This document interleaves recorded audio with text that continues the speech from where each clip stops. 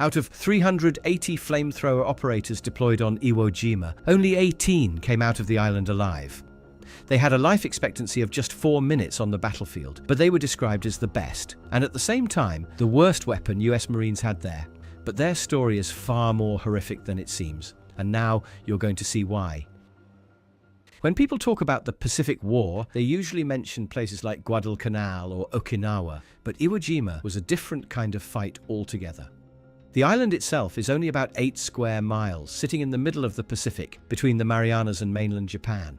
But in 1945, that small patch of volcanic rock became one of the most valuable pieces of ground in the entire war. The Americans wanted it because of its location. B-29 bombers were flying missions from the Marianas to hit targets in Japan, but the route passed right over Iwo Jima.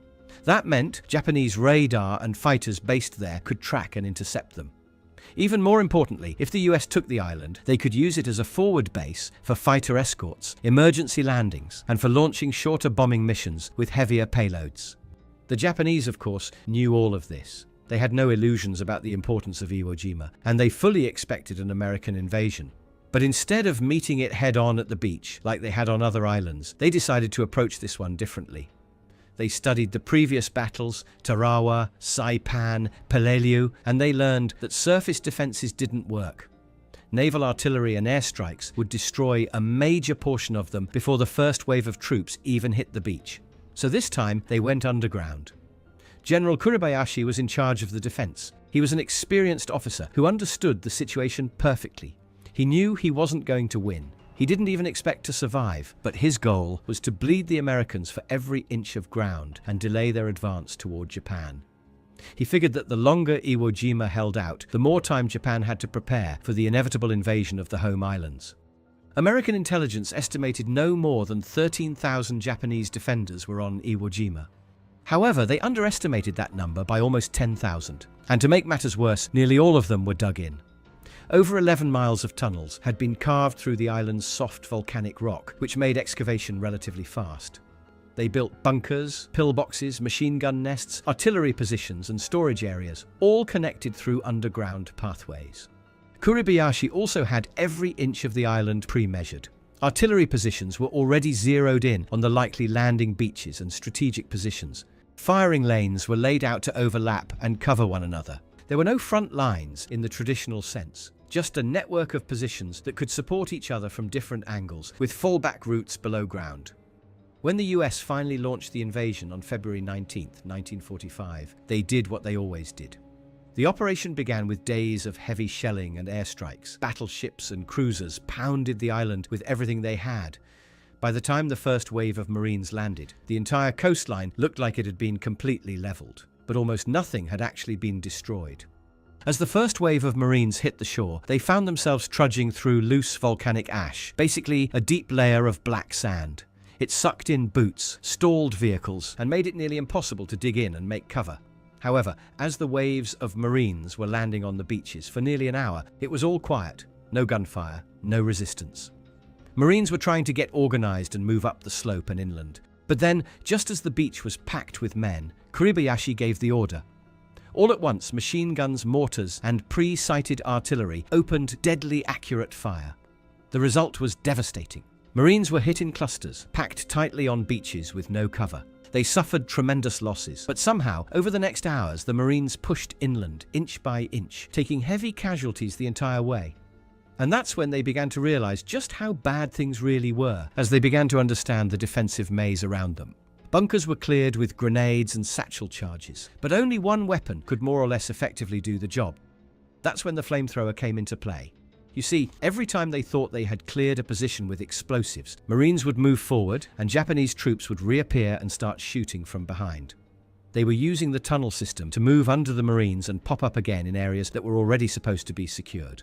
Losses mounted fast, and fighting was just chaotic without any clear lines. The biggest problem Marines ran into again and again were the pillboxes. These were hardened concrete fortifications with machine guns, small firing slits, and overlapping fields of fire, positioned so they mutually protected each other from different angles. Some were so well hidden that you could walk right past them without realizing it, at least not until they opened fire. So to effectively clear them, Marines had to crawl or rush under fire and either toss grenades or satchel charges inside. But that was easier said than done. First, you had to survive long enough to even reach the pillbox. Then, you had to find an opening that wasn't covered by gunfire. And even if you got a grenade in, a lot of these pillboxes were built in a zigzag shape, so the blast wouldn't reach the whole interior. So just blowing one up didn't always mean the job was done. Now, the flamethrower became one of the only weapons that could deal with them effectively, but it also came with a heavy price. To understand why using a flamethrower on Iwo Jima was such a nightmare, we need to take a look at how it actually worked. The M2 was a standard flamethrower used by US Marines in World War II and even after. It had two large tanks filled with thickened gasoline and a smaller center tank of compressed nitrogen to push the fuel out. Connected to it was a long metal tube with an electric or white phosphorus ignition system at the tip to light the fuel. But here's the thing, your effective range was only about 20 yards, and a full tank gave you about 7 seconds of fire in total. That meant short controlled bursts, a second or two at a time, and then you were out. You had to somehow get to the pillbox within hand grenade range and use your 7 seconds of fire as best as you could. Then when empty, you had to go back to safety. Now, once the whole front saw your bright and loud fire stream.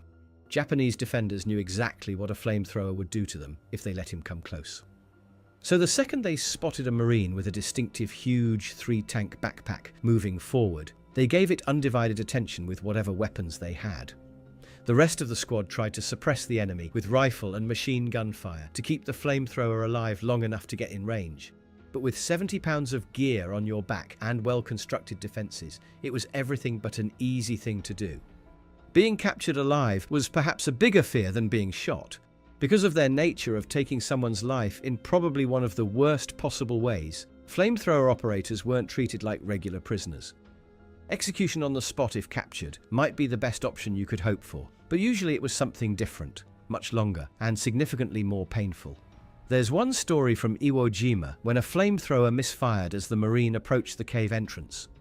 2 Japanese soldiers rushed out, grabbed him, and pulled him into the cave. The rest of his squad could hear him from that cave for 2 full days, unable to help him or at least end his misery, and we could only imagine what was happening to him. So everything with this weapon was terrible on so many levels. From the extreme danger of the weapon itself, as sudden wind or malfunction could turn it against its operator over the enemy, all the way to the psyche of surviving operators who had to live for the rest of their lives with what they did.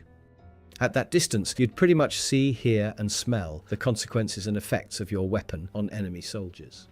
While doing research for this video, I came upon some photos and videos on the internet showing the aftermath of flamethrowers on Iwo Jima. And if you have a strong gut, you could find them to see what I'm talking about, although I strongly don't recommend it.